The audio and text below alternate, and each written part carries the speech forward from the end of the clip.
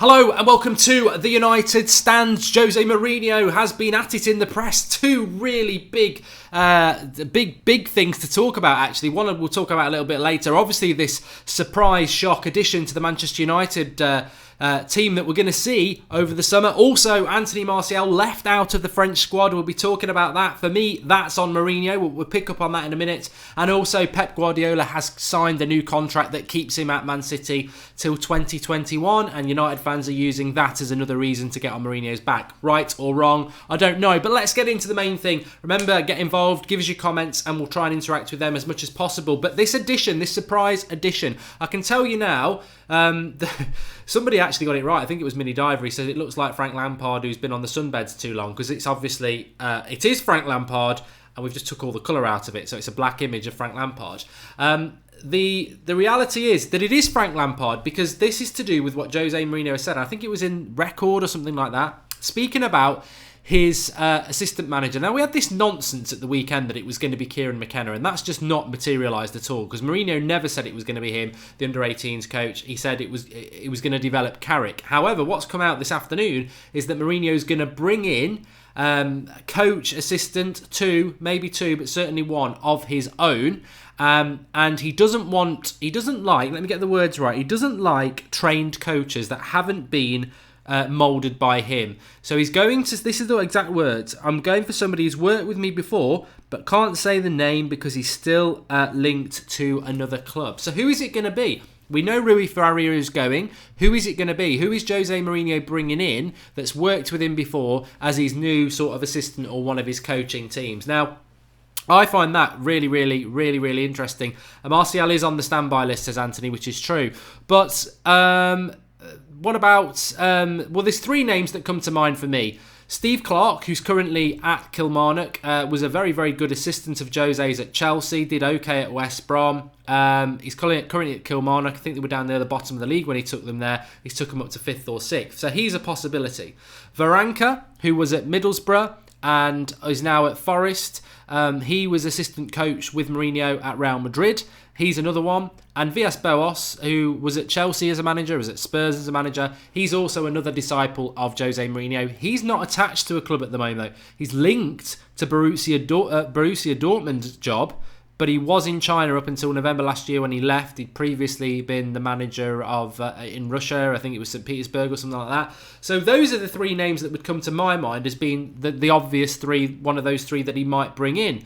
But I mentioned Frank Lampard because lots of people have said, well, what if it's an ex-player? What if it's John Terry? You know, John Terry is a self-confessed Manchester United fan. He's also a self-confessed something else. But more than anything, we could never appoint John Terry at Manchester United because Rio Ferdinand is a great stroke legend at Manchester United.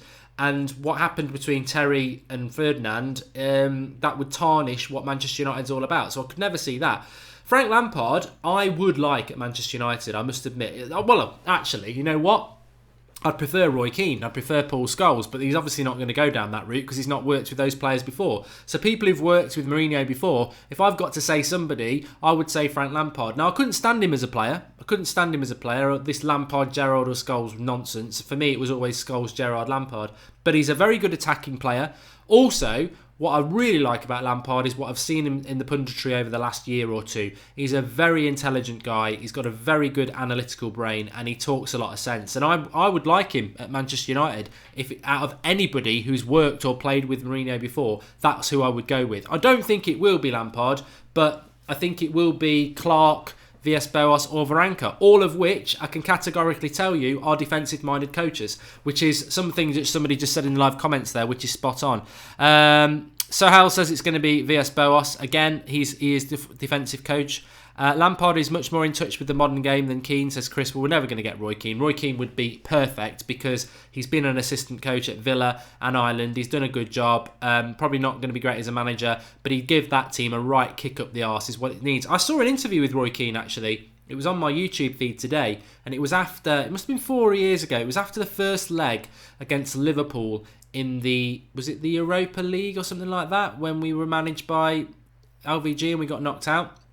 And they went to Carrick afterwards, and Carrick was like, "Well, we're still in the tie." I can't do Geordie. We're still in the tie. We just got to take them back to Old Trafford and see what we can do. And they came back to Roy Keane, and he was like, "That's the problem with Manchester United. They're all so bloody relaxed. They're all talking about the next tie. I'd be telling most of them they're not playing in the next tie." And I thought that, he gets it. He is exactly like 99% of us lot. He gets it. He sees a poor performance from United, and he gets it. I'd love to see that, but he isn't going to do that. He's going to bring in somebody he's worked with before, which I don't necessarily agree with. I don't like that. I don't like that Mourinho is bringing in people that he's worked with before because he doesn't like trained coaches. So basically it's the Jose way or no way, isn't it? You've got to have been a disciple of him to come and work with him again. And I think this is the problem. This is the problem. It was what we've spoken about before. It's this archaic way of working. We thought Rui Faria going was a good thing because he'd have to be more innovative. And even if it was Carrick, we were going to get some innovation. But then Mourinho comes out with, "No, I'm going to replace him with somebody I've worked with before. I like to mould them into the way I want." Well, this is the problem, Jose. It's a modern world at the moment. If you continue to do what you've done for the last 2 years, Pep is going to dominate and we're not going to win a league. You're a manager. You're a manager. You don't need to be on the coaching staff. You don't need to be on the training kits. You're a great manager. Get some innovative ideas in, like Sir Alex Ferguson used to do. Evolution. Change the assistant manager every few years. Evolve the team. And Mourinho's not doing that. He's stuck in this rut of using people that he trusts and he knows, which is all well and good, but that his style of football is dying, and there's a new style of football coming through, a modern style of football. As somebody said there, the Frank Lampard appointment to me would be really exciting. I wish that could happen. Manchester Skull says 18 makes a good point. He says it's just more evidence the style of the play isn't changing. And Kino says Kevin O'Callaghan, never going to happen, is it? Martial needs to leave. He's ruined his career since Jose arrived. Let's jump onto that then, Anthony. Let's do that because I don't want to. There's a few things I want to get involved in tonight. There's lots of things that we can discuss. Mourinho also had a pop at Gary Neville as well, indirectly, which I will. Let me just read that out to you. We'll talk Martial, then we'll come back to this. But you might want to just ponder on this for a little bit. Let me just get the message up so I can read it out to you. I haven't seen this article myself yet. So, okay. So it's on Sport Witness tweeted it out. And they said, "Extraordinary Frank, Mourinho believes some former Manchester United players want the club to fail. Some of them have gone from players to weak and frustrated managers, and they return with the status of high-level pundits." So what do you think about that? And actually, we might be able to see if we can get a little bit more on that.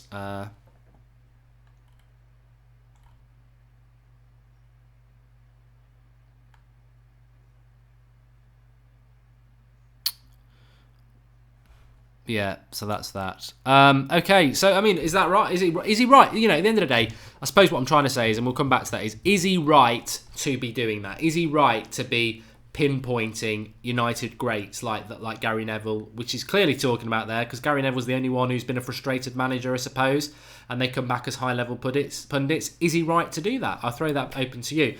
But we'll come back to that. Let's talk about Anthony Martial. I mean, what I would say about France straight away is that they have a very, very, very, very good squad. I mean, Lacazette's on standby. Kingsley, well, he's not on standby, but he may be on standby, but he's not going. Benzema's not going. Lacazette's not going. Kingsley Coman's not going. Anthony Martial's not going. Laporte's not going. There's loads of good quality players that France aren't taking, and Southgate's taking Danny Welbeck. It just tells you the absolute chasm of talent between England and France.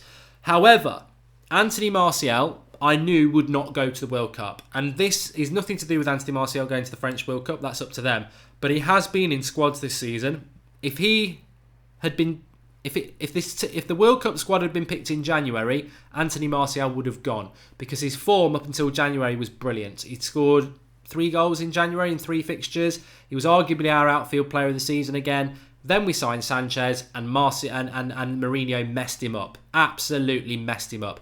So it's not about being anti-Mourinho. It's not about being pro-Martial. The reality is Martial's season up until January was very good on that left-hand side, and Mourinho just decided to bring Sanchez in, and that destroyed Martial's season, and it destroyed his chances of going to the World Cup. Now, you can dress it up however you like, but that's a fact. He had that place pinned down in the French World Cup squad, and on our left-hand side, he was doing very, very well. And Mourinho, as is his right, decided, I'm dropping you and I'm going to play Sanchez there. And that was bye-bye World Cup for Anthony Martial. And this is why, I don't want to get into a debate about, it's Mourinho's fault, Martial's not going to the World Cup, because we could say it's Mourinho's fault, Luke Shaw's not going to the World Cup. I mean, look at what Danny Rose, hardly playing for Spurs, and Ashley Young, a bloody 33-year-old right-footed winger, go into the World Cup as left-backs for England. Of course, if Luke Shaw had been played by Mourinho, he'd be going to the World Cup as well. And there's probably a few people. Ander Herrera would probably be going to the World Cup if he hadn't been messed around all season. There's quite a few players. So that's not my point, really. That's factual, though. All those players could have gone to the World Cup if they'd been picked this season. But this is why, and somebody had a go at me today on Twitter and said, you're a hypocrite, you're a turncoat, because you've been so pro-Martial and now you're saying he should go. Well, listen to the bloody shows. I don't want him to go. I want him to stay. But this is just another point as to why Martial, I believe, will leave Manchester United. He's got to go for his own good. He's 22 and he's not going to a World Cup because of this manager. He's 22 and he's not developing because of this manager. He's 22 and he's good enough to be playing week in, week out, but he's not because of this manager. This manager doesn't rate Martial and it's messing up his development, so he's got to go. I want Martial to stay. Some people want him to stay, but look at what's in front of you. He needs to go for his own development. Mourinho doesn't want him. Mourinho is our manager. We've got to go with what our manager wants. And these things happen. But this is just a prime example to me as to why Martial must go. He's not going to the World Cup because of Mourinho. He's not getting picked because of Mourinho. He's not developing because of Mourinho. And we don't know why Mourinho's not doing it. So it's unfair to just say that. But it is. Well, it's not unfair to say. It's a fact. But this is just another reason why he needs to go. Mourinho will destroy Manchester United's alliance boss. I wouldn't go that far. I just think it's a fair point. There are plenty of better central midfielders in Spain than Herrera, says Science Lover. Yes, there are. But Herrera was getting into the Spanish side, but not this season. And if Herrera was playing week in, week out like we thought he was, like he was last season, I think he'd have a very good shout at being in that Spanish squad. Same for Mata. Mata could still be getting in there, but doesn't play regularly. I hope Martial goes to Chelsea so he can prove Jose wrong and all the haters. And Mark, why are you full of anti-Mourinho but you keep saying you want him in United? What a double standard. Well, Prince Iwoki, I think you need to, educate yourself in the way of life, really, because I've said this so many times. There is a lot of negativity in the Manchester United fan base at the moment because we're being fed negativity. The football is negative. The results are boring. Our manager is negative. So the fan base is going to be a reflection of the club and the manager and the way we're playing. So I've got no problem with being negative. I've got no problem with that. However, just because I'm negative doesn't mean I'm Mourinho out. And this is where people deal in absolutes. Oh, you're being negative, so you're Mourinho out. No, I'm not. I want Mourinho to do what he said he was going to do. 3-year journey, deliver a title. And we're only 2 years into that. I don't believe he should be allowed to go. I wanted Mourinho because he wins titles, and I wanted Mourinho because there's nobody better than him at the moment that's available. And those two things are still true. There is no manager out there that is available right now to come to Manchester United, and he does win titles at every club he goes to, and I want that to be achieved. So I'm not Mourinho out, but I am negative about some of the things that he does. And I don't agree with Martial, I don't agree with begging Fellaini, and I don't agree with quite a lot of things that is happening on the pitch at the moment. But that negativity, I think people need to get their heads around this. It doesn't matter whether you're Mourinho in or Mourinho out. A large swathe of the fan base at the moment is unhappy and negative, because that's what we are visually seeing day in, day out, every time we watch Manchester United. There's a negativity creeping into the fans because of what's happening out on the pitch. It's not our fault. Nobody's just waking up in the morning and going, we're playing fantastic football. This is the United way. But I tell you what, I've got an issue with Jose Mourinho. I'm going to start driving it. We are fed what we see, and we are seeing negativity. Sabatashi says, will Jose build a dynasty of a defensive Manchester United? I don't think defensive will work at the moment, mate. Thanks for the contribution. And Luke Skywalker says, don't get overexcited if we make big signings. With a clown manager like United have, who destroys half his players, I'm not a big fan of Pep. But the news, him signing a new contract, is bad for us. Well, thanks for that contribution, Luke Skywalker, because I did want to bring that point in right now. Pep Guardiola has signed a new contract and he will be at Manchester City till 2021. And this is where some positivity comes in, because I tell you what, I'm not, my reaction to that? I'm not bothered. I'm not bothered if Pep signed the new contract, because I tell you what history shows us about Pep, when the going gets tough, Pep goes. So he might have a contract till 2021, but whoever knocks him off his perch, he'll go. He doesn't like a battle. Once he's been knocked off his perch, he disappears. He did it at Barcelona. When the pressure gets too much, he'll find a way out. And that's what he won't be the manager till 2021. He's not going to run a dynasty there. He's playing very, very good football at the moment. But I tell you what, it's harder to fail than it is to succeed at that club, because they've got an open checkbook and a manager who plays a wet brand of football that nobody's figured out yet. And also, let me just say this as well. We're not dealing with invincible Manchester City who's won a treble as well. We're not dealing with that. We're winning with Manchester City, who didn't win every single game or go unbeaten, and didn't win anything else other than the League Cup and the Premier League, yet they were in 4 trophies. They didn't win the Champions League. They didn't even get to the semi-finals. They got schooled by Liverpool 3 times in the last 4 months. Once in the league in January, twice in the Champions League. Manchester United, their big crowning day, when Manchester was going to be blue, they were going to be crowned Premier League champions by beating us. They didn't. We beat them in the second half. They got knocked out of the FA Cup by Wigan. This Man City team, for me, is good, but the responsibility lies with Jose Mourinho and Manchester United, Liverpool, Spurs, Chelsea and Arsenal as to how they respond to deal with Man City. Because as far as I'm concerned, Man City have peaked. They should not do a season like they've done this season. It's been absolutely fantastic, and I'll put my hands up and say what they've achieved has been very good football-wise and points-wise, but that should be their peak. They should be coming off that peak now, because people should, 1, be knowing how they're going to play, and 2, be improving themselves so that nobody can ever get that amount of points again. So they've peaked as far as I'm concerned, and all they won is a Premier League and a League Cup. I'm not concerned. I am not concerned about Pep Guardiola staying at Man City, and I totally and utterly refute and fight back against United fans who are putting their head in their hands and worrying about it. If you got your head in your hands and you're worrying because we play negative football and Mourinho's negative, that's fair enough. But I don't want to see negativity because Pep's staying at City, this la la la. I don't agree with that. I think we can come back against that, and I think everybody can. And as I said, he can spend what he likes, but Liverpool has showed the world how to beat Man City. Unfortunately, I hate to say that, but Liverpool have shown how you deal with Pep Guardiola. And if everyone else copies that next season, Pep's only got one way of playing. So I ain't fussed about it. Fussed about it. Andrew Thompson, this City team would beat United or Arsenal's best side. I don't. When you read a comment and you wish you never had. Look, mate, I tweeted this out today. The best Premier League sides ever: 99 treble, number 1. 2, 08 Manchester United. 3, 98 Arsenal double winning side. 4, Invincibles. 5, Mourinho's Chelsea 05 side. And then City can battle for 6 because I can't think of anybody else. But there is no way on God's earth that you can compare Man City, Premier League winners of this season, against double winning Arsenal, invincible Arsenal, 08 United and treble United. The clue's in there. The clue is in there. Arsenal 98 did the double, a proper double, FA Cup and Premier League. Invincibles were invincible all season. 08 United, Champions League and Premier League. Treble, Champions League, FA Cup and Premier League. Man City, Premier League and Carabao Cup. Sit down. And also, they're playing in one of the worst Premier Leagues there has ever been. I don't think Martial will leave, says Abdi. I'll be stunned if he doesn't leave, but I'll be absolutely ecstatic if he stays. I really, really would. Chiro says Martial wasn't in the Euro 2016 squad as well when he was having the form of his life then. Fair point. But he has been... The thing is, I would refute that again and say the thing about Martial is that he has been in squads this season, and that has disappeared because he's not been playing since we've signed Sanchez. And actually, Martial's on the standby list, so it shows in Deschamps' mind, it's not like he's not even on the standby list. He was very close to being in the World Cup squad.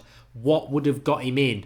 Would have been playing over the last 3 months. Why isn't he played? Because Mourinho hasn't picked him because he signed Sanchez. I would have still took him anyway. What's that lad at Marseille? Torvin, is it? I don't rate him. I know he's got like 20 assists and 12 goals or something like that, but I don't rate him. It was crap last night in the Europa League, and also he's playing in a pub league. His stats are in a pub league. You shouldn't be taking French league players. No. But Deschamps is an idiot anyway. I bet if Arsene Wenger was in charge, he'd take Martial. In fact, I guarantee if Wenger was in charge of the French squad, he'd take Martial because he would have loved him at Arsenal.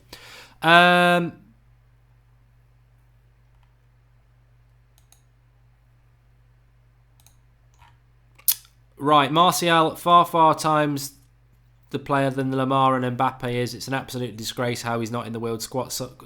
Yeah, well, Durrani, you could go through that squad. You're right. He is better than Lamar, but the reality is, I actually agree with Deschamps on this because you've got to pick players that are playing. You've got to pick players that are playing, and he's not been picked. It's on Mourinho, isn't it? Anyway, let's go back to another controversial point. The one I was on about Jose Mourinho saying that ex-players who have been failed managers and come back as great pundits. He's basically had a go. I think he's almost having a go at Scholes as well, but Gary Neville. Where do you sit on that? I just want to get your live comments on this. Where do you sit on our Manchester United manager, current Manchester United manager, Jose Mourinho? Should we be backing him on his comments against Manchester United ex-players who've in his mind, made negative comments about him, so he's called them failed managers who think they're top pundits? I mean, he's got to be... Reading between the lines, let's just say it's Gary Neville, because that's what Gary Neville's the only ex-player who's been a manager and failed, and is now a pundit. So, where do you sit on that? Is he right? You're not bothered? Is it wrong? Let us know. Jay says, I still believe Neville could make a good manager in England. I think Gary Neville... I wouldn't mind Gary Neville as Mourinho's assistant, to be honest. I think he does talk a good game. And I think Valencia was always going to be a very, very difficult job for him, but that's for another show. What I want to know is what people think. Jose...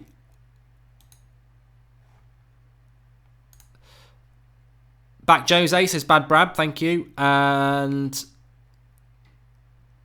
Who's done more for our club, our own legends or a manager who has split our fan base, says Jack Antoine. And they're only giving their opinions, says Jack English. I mean, they are paid a lot of money to give his opinions, but I think Gary Neville in particular always makes it very clear that he is a Manchester United fan. And as a Manchester United fan, I don't think it's...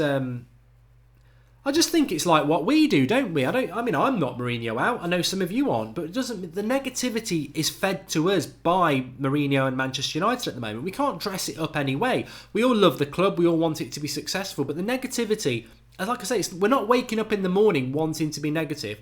We're waking up in the morning being fed negativity, whether it's begging Fellaini to stay, City destroying us in the league, the football being poor. There's Mourinho looking miserable. Mourinho telling us we should be happy with what's happening because we've not been good for years. The negativity comes to us. So then when a pundit like Neville or Scholes is commenting on that quite rightly, and then Mourinho has a go at them, I think it's probably... I don't know. It's just difficult. I don't think it's very classy. I think it should just not be aired by Mourinho, and you should just accept that's part of the job. I mean, Van Gaal did the same. He was constantly going on about Scholes. Who won? Scholes. Does Mourinho want to go down that route? Does he want to be focusing on what ex-players who've got the best interests of the club in mind? Does he want to be focusing his energy on that? How's about you focus your energy on Pep Guardiola? When are we going to see this Mourinho-Pep battle start? Because I don't want to see Mourinho having a pop at our ex-players. Whether the ex-players should be keeping their mouth shut or not, I don't want him to have to do that. I want him to turn his opinion away from our ex-players and infighting and turn it to the blue side of Manchester City, who are way ahead of us, and start riling Pep. Because Pep's had an easy ride from Mourinho. Why is he not riling him? Why is he not getting under his skin? Is he scared? Does he feel he can't take him on? That's where he should be focusing his attention. Darian Jones says, if Lukaku is untouchable, then Gary Neville surely is. Good one. And... Mourinho needs a United player for the dressing room for the players, as there is a rift in the manager and the players, says Martin Hunt. And Anthony, everyone has their opinions. Gary is the Sir Alex way. Of course, he doesn't like what Jose does, says Sam X. Well, yeah, why should he keep quiet? The news coming right now is that we're in for Monaco right back Sidibe, says the Somalian Shrek. Yeah, I'm not convinced on that source, to be honest. And I'm not convinced on him either, but maybe I'll cover that on the Transfer Daily tomorrow. Neville's opinions are always spot on, says Jake Holthurst. And James Howell says, Mark, any rumours on Sidibe, Sandro included, could make us a strong back line. Thanks for that, James Howell. I'll probably pick up on Sidibe as one of the extra things on Transfer Daily tomorrow at 7 a.m. But Sandro, we did the video at lunchtime. That could happen. And hey, Mark, now that the league is over, will you be going live every day, says Mr. Blackball. Yeah, we always do, mate. 8 o'clock every night and 7 o'clock for Transfer Daily. And sometimes at 1 o'clock or any time. There's so much stuff going on at the moment. It tends to be the busiest time this summer, to be honest. So if you think it shuts down for the summer, it probably doubles up with content. There's so much going on. How do you think our team will do next season, says Lowe. And Irving Lozano, please, says C Fernando17. Yeah, I would like to see that as well. Lich, you're right about Sidibe. He's not great defensively. And Sandro has been poor this season, Tommy Harold, but he's a very good player, and I think his head's just not been at Juventus this year. He's had a bad season, and there's a lot of Juventus fans saying, yeah, 50 million will take it, but they know deep down he's a good player. I think he's come to the end of the road at Juventus, and he's got a wicked cross on him, he's left-footed, and he's better than Ashley Young. Jacob says, I've stopped listening to Jose, he talks so much rubbish. That's not a good thing to have, is it? And Mini Diver missed the whole show because of his internet. And how could Mourinho go against someone who's already signing one of the best midfielders in Jorginho, says Giovanni. Yep, Jorginho, spoke about it at lunchtime if you didn't see the video. Quite a big development on that. Gary Neville made an excellent assistant, but he's got too strong opinions for Jose. Seems like he wants a yes man. Well, that's a fantastic comment from Lynn, because that is basically what we started the show on. Jose Mourinho has said that he's going to bring in a coach stroke assistant, somebody he's worked with before who he can't name at the moment because they're currently linked to a club, which means it is somebody he's worked with before. And he also said, I don't like trained coaches, I like to train and mould them myself. So Faria goes and we think we're going to see a new leaf. We're not. We're going to see another page from the Mourinho book, and we're probably going to see another defensive-minded coach. If it's Varanka, if it's Clark, if it's Villas-Boas, they are all very similar to what Mourinho's been churning out for the last 15 years, which is success, I must say. It is success, but is it going to be successful in the modern world where you've got attacking Liverpool with a crap defence in the Champions League final, where you've got Man City attacking with a poor defence, winning the Premier League? I think the day at the moment, and probably for the next 3 or 4 years, attacking football, defensive football's had its day because there aren't enough good defensive teams out there. And Mourinho can build a brilliant defensive team, but if everyone else in the league's crap and City are rolling them over, we've got to roll them over as well. And if we're a defensive-minded team, we're going to drop points because we're not scoring enough goals to roll them over, and it's that simplistic. You can't have a defensive-minded team, no matter how defensively good it is. You might get 6 points against City, but is a defensive-minded team going to get enough points over the rest of the season when Man City's football is going to blitz them? Because it's the way of the attack. That's the way it is at the moment. Anyway, I've really enjoyed this show tonight.